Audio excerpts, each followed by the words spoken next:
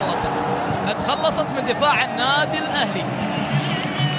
تيسير الجاسم يبدأها هلاوية، كاماتشو أخذ له كرة مع عدد جميل جدا، محاولة للأمام، هذه خطيرة، هذه خطيرة للأهلي، محاولة وانطلاقة، ممكن يسجل، ممكن.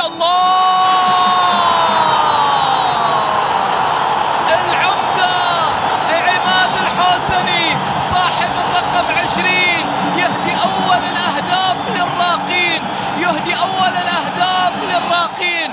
هدف أول من عماد الحوسني اللي عليه معول كبير. بعد ذلك بعد خروج فيكتور سيموس الراقي يسجل أول الأهداف. فرقة الأحلام تعزف أجمل الأنغام في الدرة على هذا الملعب تحديدا من عماد الحوسني. سجل في جدة ويسجل في الرياض، في كل مكان العمدة يسجل، في كل زمان العمدة يسجل.